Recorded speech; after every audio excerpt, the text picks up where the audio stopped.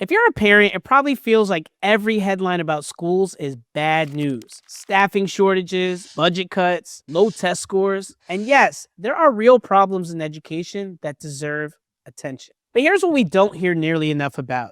There are also a lot of things schools are getting right. And from what I see, they're making a real difference for kids every day. Welcome to The Opportunity Gap, a show about navigating the education system. I'm your host, Julian. I'm an assistant principal with over 20 years of experience. Today, I'm going to share what I see schools and teachers doing well, especially when it comes to supporting students who learn and think differently. It's worth knowing about these things so you can look for them in your child's school. And then, depending on what you find, you can reinforce them. Or if they aren't happening, ask for them. Because when families and schools work together, good things get even better.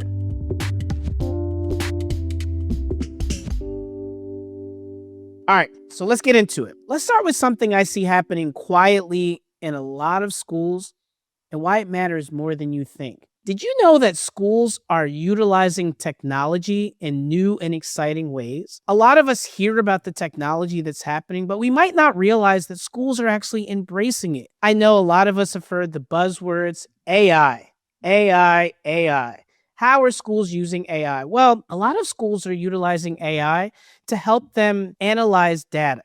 And what I mean by that is there's so much information that we get about students. We get test scores, intervention data, we get attendance information, we get discipline information. And that's a lot of things to try to figure out and analyze. AI is helping us analyze that data in a really fast way. And because we can analyze the information quickly, it allows schools to deliver interventions and support a lot faster than it's ever been. Now, obviously, there's a lot of pros and cons to AI, and that's for another episode. But I will say that schools across the country, and I know my school specifically, and in my school district, we have a very clear-cut policy on our AI for usage and protection of information.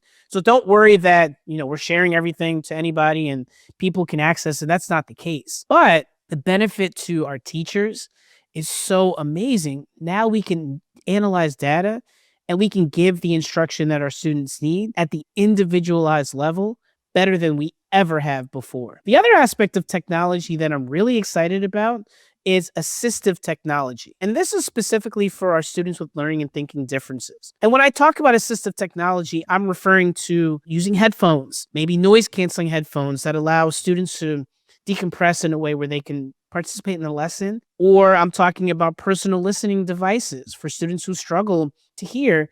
Audio can help amplify what they're hearing in the class.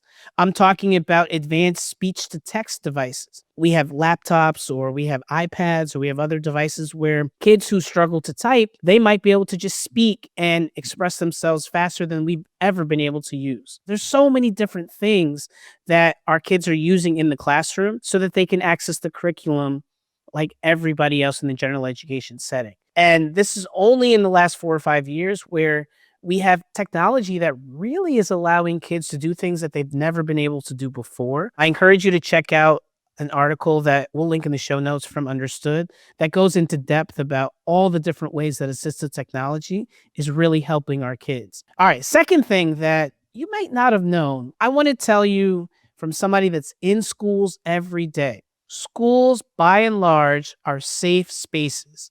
They are safe physically, they're safe emotionally, they're safe intellectually. So many of our teachers and so many of our school systems are intentionally providing support and training on social emotional learning and specifically the social emotional well-being of our kids. That's something that when I started my career, we didn't really talk about that as much. A lot of the training that I received as a teacher back in the early 2000s was all about lesson planning and preparing for instructional rigor, but we didn't talk about the mental health of kids. We didn't talk about culturally responsive teaching. We didn't talk about social emotional learning and how we create positive experiences for our kids in the classroom. All of those things have now recently been incorporated into teacher prep programs and into professional developments across the country. And all of it is to ensure that schools are a safe place. Schools have become a place where they encompass so many social institutions in one place. right? Our schools are the place where kids make friends. Our schools are a place where they get social emotional support. Our schools are a place where they do extracurricular activities. Our schools are a place where families come in and get training. And our schools have just become almost a hub for our neighborhoods. And because of that, our students are receiving access to resources and supports more than they ever have in the past. Kids are learning about their mental health. Kids are understanding the language and they're more fluent in how to get the support they need for social emotional learning. So if you didn't know, now you know that schools are a safe place and that social emotional learning has become a priority for schools across the country in a way that wasn't happening in the past. And largely, they're getting it right. The last one, the third one, and the one I'm really the most excited about. Did you know that schools are giving students more and more exposure to career and technical education opportunities? What I mean by that is many of the listeners paying attention or watching or listening to the program right now, maybe your kids are young, but at some point, you're going to have to start thinking about, well, what happens after school? And historically, if a child wanted to do something that was not related to college, they had to figure it out by going to training school or getting a job, and there wasn't a lot of support. Now, there's so many programs that are embedded into high schools and even middle schools for workforce training and career opportunities. I know in my school, we have academy-based pathways where 10th graders are learning about how to produce films. And if they choose, they can learn about graphic design or they can learn about business administration. Kids are learning how to do their own taxes. Kids are learning how to make their own business plans. Kids are learning about biotechnology. I have 12th graders that are working in labs in colleges as 12th graders.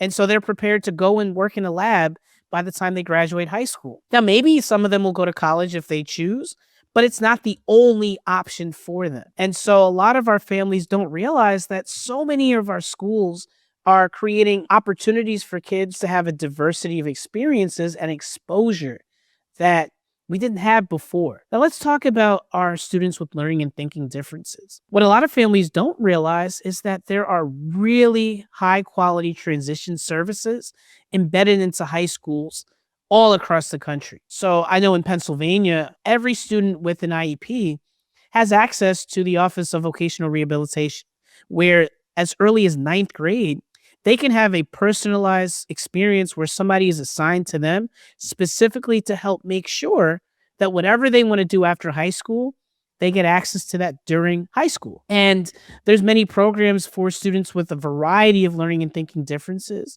where they can get job training and job shadowing opportunities so that they don't have to be left out on their own once they graduate. One of the programs I love is a program called Bridges to Work. And it's a program where students who have complex learning and thinking difference needs, where students with autism, students with severe anxiety or severe ADHD, who might not be prepared for a typical college setting, they get a chance to work in companies that are specifically trained to support kids with learning and thinking differences when they're still in high school.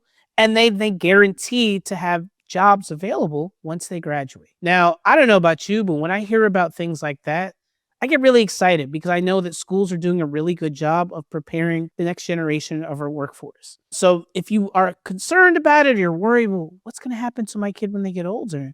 I can guarantee you that a lot of our schools out there have so many programs available. You just have to ask and you have to look for those resources. All of that is to say, I hope that today you got a really good taste of all the things that schools are doing right.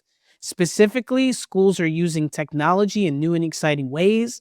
Schools are doing a really good job of creating safe spaces and supporting social and emotional learning. And schools are increasing diverse offerings for continuing education and career and technical education so that our workforce is prepared for the next level. The way that you can support schools is make sure that you get involved and you get informed. Pay attention to all levels of the school system you're in to figure out what is the trajectory of offerings for my child across their school experience. And by and large, the biggest thing you can do, spread the word. Tell your friends, tell your family members, tell your community members. There's really good things happening in schools. And we want some love. We want to get shouted out. Schools are places of service. Teachers are in the business of service. We are working hard to support you, but we also want to know that we're doing something right. If you have any further questions, check out our website at understood.org for tons of great resources. Also, email us, opportunitygap@understood.org. Listeners, viewers, everybody involved, subscribe, leave a review, share the show with somebody who needs it, and follow us on social media. I'll see y'all next time. Catch y'all out there. Thank you so much.